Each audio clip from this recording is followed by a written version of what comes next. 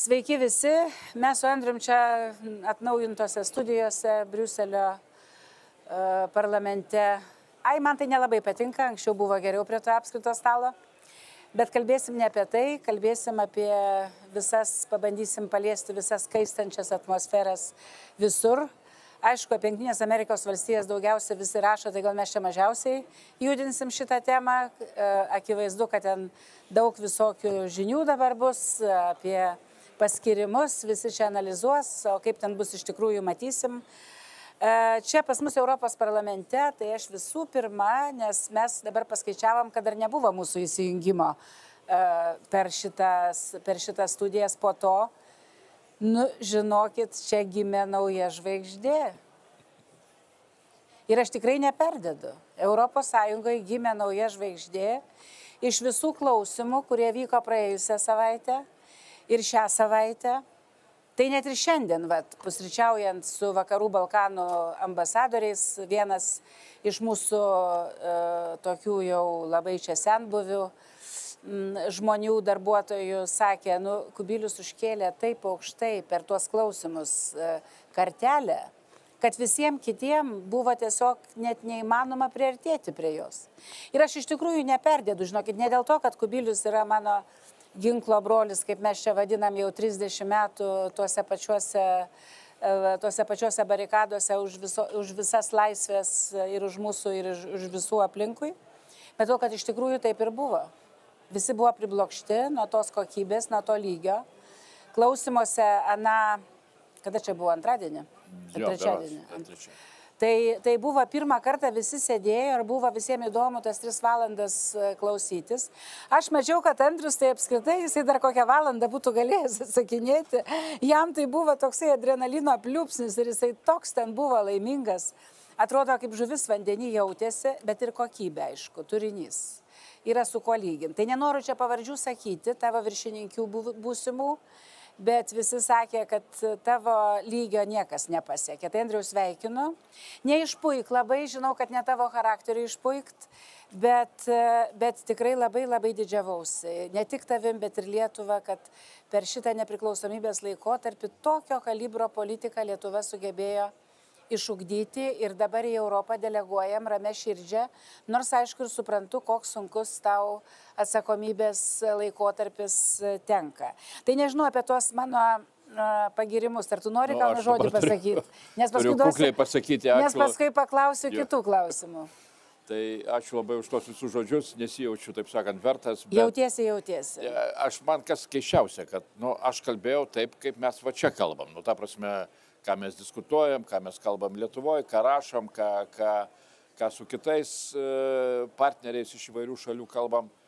Tai, kažkodėl tai tam bendram susirinkime čia visiems pasirodė jau toks kažkaip ypatinga.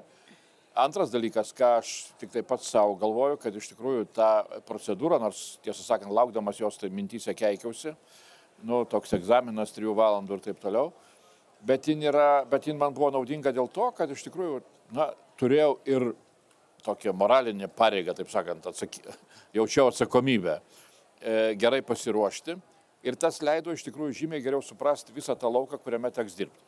Tai turiu prisipažinti, kad ateidamas ir gavęs tą portfelį, jeigu apie gynybą dar taip maždaug žinojau, tai iš manęs šiek tiek. Jo, iš tavęs, iš aplamai, iš bendro reikalo, kad iš tikrųjų gynyba yra visi suprantam, kuo jinai svarbi. Tai kosmosas buvo, taip sakant, kosmoso aukštybėse pradėjome etape.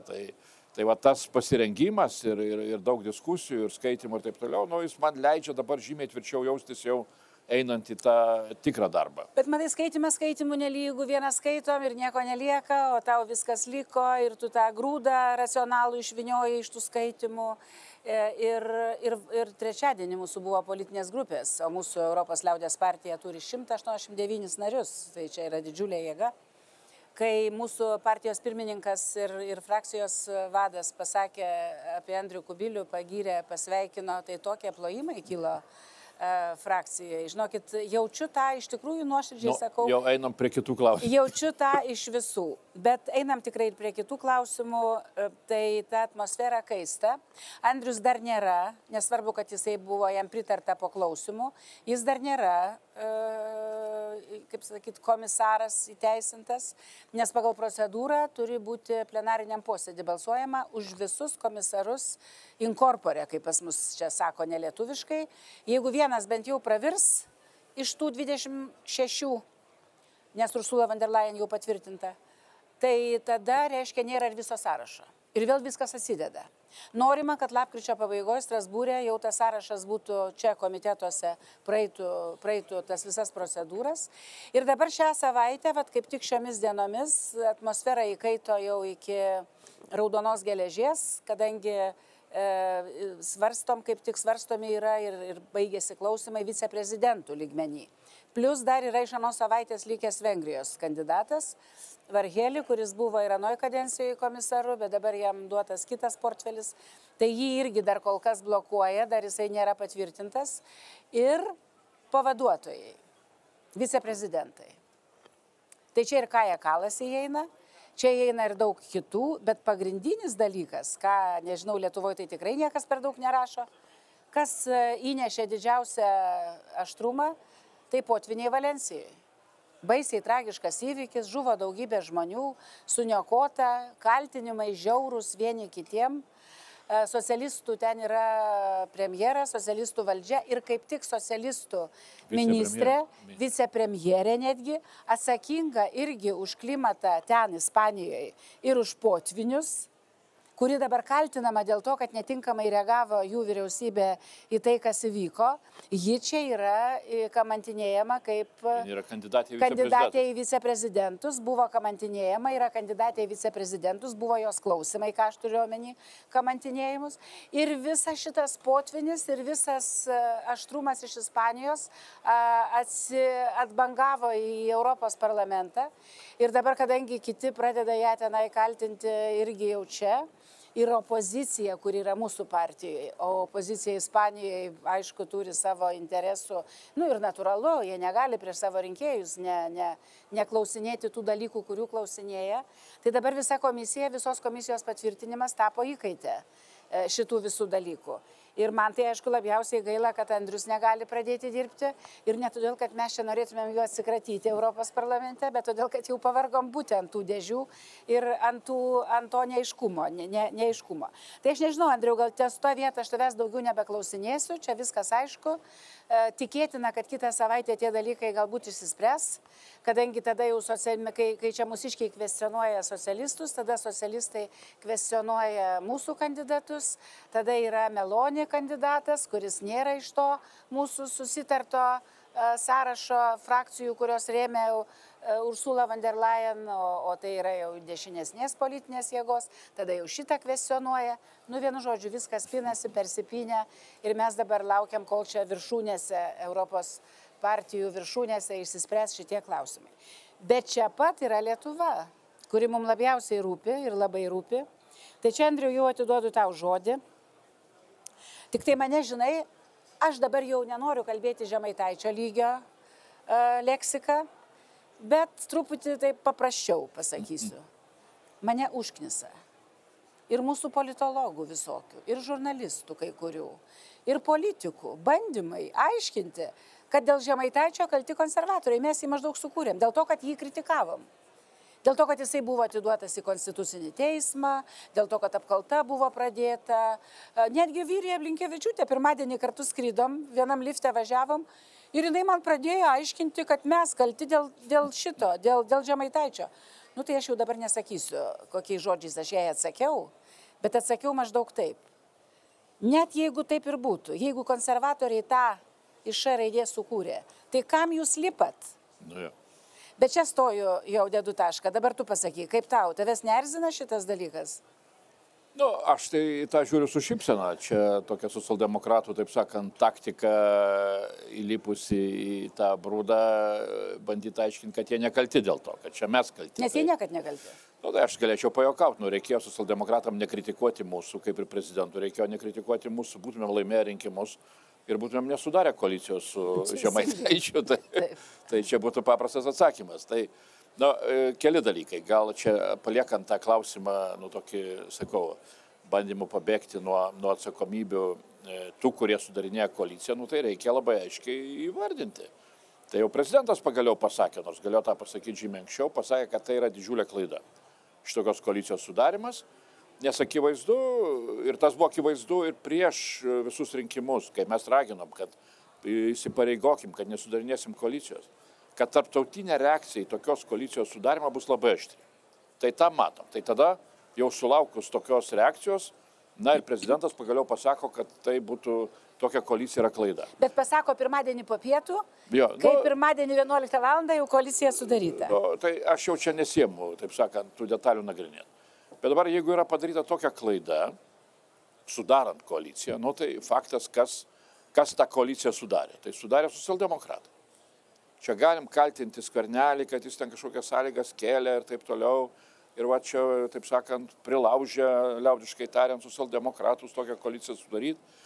Nu, kas tikrai, reiškia, man keista, kodėl socialdemokratai tokiom aplinkybėm čia taip skubėjo, nes galimybių sudaryti įvairias koalicijas. Aš jau nekalbu apie kažkokį bendradarbiavimą su konservatoriais, bet net ir tame visame ratelį tenai galėjo sudaryti pačias įvairiausias koalicijas be tų pačių Žemaitaičio dalyvavimo. Gal būtų buvę turėję mažiau narių, ten būtų neturėję 86, būtų turėję 78 kokius nors, kas ir tai būtų labai, taip sakant, patogu. Komfortabilu. Na ir... Bet žiūrėk, dabar apie alternatyvas aš vieną sakinį pasakysiu, žinai, jie ir čia aiškino po pirmo turo. Kiek manęs klausinėjo čia jų frakcijų atstovai, tai sako, Rasa, bet jie neturi kitos alternatyvos. Jie mums taip išaiškino, kad jie neturi kitos alternatyvos. Tai va čia labai svarbi tavo pastaba. Tai galų gale net ir tas pats Vytenis Andriukaitis. Tai jisai labai aiškiai savo tame laiške, tikrai tokiam stipriam, kritiškam dėl pačių socialdemokratų, jis tą labai aiškiai sako, kad tikrai buvo ir yra galimybės turėti kitokią koaliciją. Na tai socialdemokratų lyderiai šitoje vietoje. Tai aš žinau, kiek tos lyderystės ėmėsi pats Gintautas Paluckas ir kiek ten dar dalyvavo Vilija Blinkevičiūtė, kuri lik ir taip jau po, taip sakant, savo ten pranešimo, kur nieko nemelavo, bet pasakė, kad nebegali būti premjerė, taip sakant, čia jie nieko neapgavo, čia girdė, taip jau jiems čia išėjo netyčia. Tai, sužinojo, kad jinai pensininkė. Jo, staiga sužinojo, jinai pati. Tai bent jau viešoje erdvėje lyg ir nebesimatė, tai toks vaizdas, kad pats Gintautas Paluckas čia visas tas dėrybas ir pravedė ir gavo tokį rezultatą, kurį prezidentas įvardino kaip didžiulę klaidą, kuri neša jau dabar didelę žalą Lietuvos reputacijai ir ateityje gali nešti dar didesnį. Nes dabar dar, socialdemokratam čia, taip sakykime, nežinau, ar sekasi ar nesiseka, sudarant tokią koaliciją, kad Europos parlamentas užsiėmęs Europos komisijos formavimu, Amerika po prezidento rinkimų, viską, taip sakant, ten dėmesys didžiausias, net ir Vokietija, taip sakant, kurios socialdemokratai jau kritiškai vertina šitos veiksmus, bet ir jie jau eina į rinkimus ir jau tas nebelabai rūpi. Bet šitas antspaudas, kad Lietuvoje sudaroma koalicija su partija, kurios lyderis yra pripažintas, taip liaudiškai tariant, padaręs konstitucinį nusikaltimą. Nes konstitucinis teismas pripažįsta, čia mes kalbam, tai pažeidė konstituciją. Tai galėtum sakyti, kad nusikaltėlis kriminalinis pažeidė kriminalinį kodeksą. Tai yra ir ten baudžiamąjį kodeksą. Tai ir ten ir čia yra nusikaltimas. Pažeisti konstituciją yra nusikaltimas. Tik tai, kad už jį bausmės yra kitokios, nėra Lietuvoje sutvarkyta iki galo. Žemaitaitis pasinaudojo tą spragą, kad jis pabėgo iš Seimo, tai jis lik ir jau čia išvengė galutinio apkaltos sprendimo, bet teismo sprendimas yra padarytas ir jis yra pripažintas, padaręs konstitucinį nusikaltimą savo žodžiais, savo pareiškimais, antisemitiniais pareiškimais, sulaužęs konstitucijos nuostatas, tai tas lieka ilgam, tas lieka visam laikui. Ir tą žino ir mato ir mūsų partneriai. Ir tas antspaudas, sakau, jisai tikrai turės labai neigiamų pasiekmių įvairiuose sprendimuose, santykiuose ir taip toliau, ir taip toliau. Tai jeigu socialdemokratų lyderiai padarė tokią klaidą, skaitant Gintautą Palucką, ir matom per paskutinį laikotarpį, kad iš tikrųjų pas juos, kažkas yra negerai bendrai ir tam tikrą prasme ir su politiniu mąstymu, ir su tokiu, atsakomybės suvokimu. Tai klausimas yra kitas. Kokiu dar klaidų toks premjeras, tapęs premjeru, tas pats Gintautas Paluckas, gali padaryti, jeigu jau dabar saugikliai nesuveikia. Tai šitoj vietoje už tai aš ir keliu klausimą, ar neišlaikęs pirmo egzamino, čia kaip ir Egidijus Kūris, tą mačiau visai nesenai čia dabar sako, ar jisai tikrai yra tinkamas pretenduoti į premjero pareigas? Kodėl aš noriu pratęsti tą, kad tu dabar pasakėjai, kuo skiriasi šiaip premjero pareigos nuo, kad ir eilinio Seimo nario ar šiaip politiko, net ir ministro. Ministro tai jau gal panašu, tik tam tikroje srityje. Bet premjero pareigos tai yra stratego pareigos. Žmogaus, kuris turi strateginį mąstymą ir kuris nebūtinai komentuoja tai, ką dabar tik tai mato, bet jisai turi matyti tai, ko dar kiti nemato, kas dar bus. Ir tuo keliu bandyti vesti kitus paskui save. Plius antras dalykas, kas labai svarbu ir ko jis neturi, parodė, kad neturi šitą koaliciją sudarydamas, tai kaip ir mūsų Ingrida Šimonytė kažką panašiai pasakė apie tą situaciją, kokia dabar yra, išoperuota moralė. Reiškia, šitie moraliniai visi vardikliai, linijos raudonos, jos nebeegzistuoja Lietuvoje. Pasižiūrėkime Austriją. Išsirinko pirmoje vietoje panašus Žemaitaitį, buvo išrinkti, jie negavo daugumos, bet jie buvo numeris 1 iš partijų.